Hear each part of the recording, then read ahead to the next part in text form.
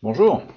De plus en plus de nos clients et prospects, et nous aussi, travaillent à créer des indicateurs à partir de nos données, donc sur des prévisions d'emploi, sur le repérage des régions les plus dynamiques en matière d'industrie, sur la prévision de création d'usines. Bref, il y a différents types de projets. Donc ça c'est un premier axe, création d'indicateurs, de travail avec l'intelligence artificielle. Et le deuxième c'est la rédaction automatique de rapports. Donc là, pour cet exemple, on a chargé dans Dust, qui est un super outil, les données de notre base France en 2009. Donc la totalité de la base rentre pas encore, mais je pense que ça tardera pas, où il doit y avoir des moyens de contourner.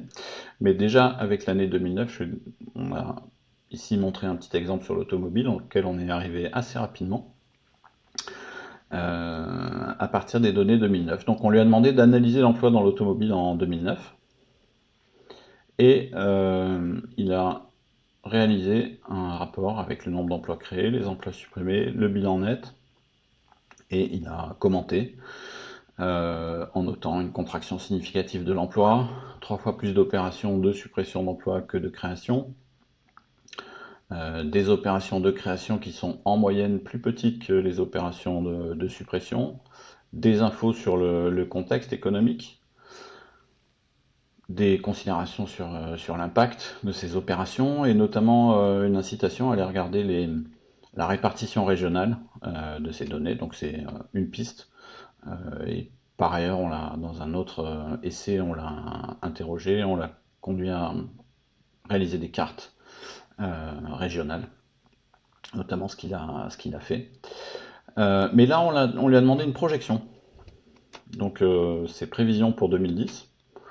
Alors, la première réponse n'était pas satisfaisante, parce qu'en fait, pour les prévisions pour 2010, il a juste été chercher les projets qui, en 2009, étaient dont la réalisation était prévue en 2010. Donc on lui a dit non, on ne veut pas juste une sélection des projets engagés en 2009 qui déborderont sur 2010, on veut une vraie projection de tendance. Donc il a compris tout de suite. Et il a recommencé son travail. C'était assez rapide, hein. Il est parti du bilan de 2009, des considérations sur le contexte, sur l'emploi, et une projection pour 2010 avec un scénario de base, un scénario optimiste et un scénario pessimiste. Donc scénario de base, 19 000 pertes d'emplois net, scénario optimiste, moins 5, scénario pessimiste, moins 28.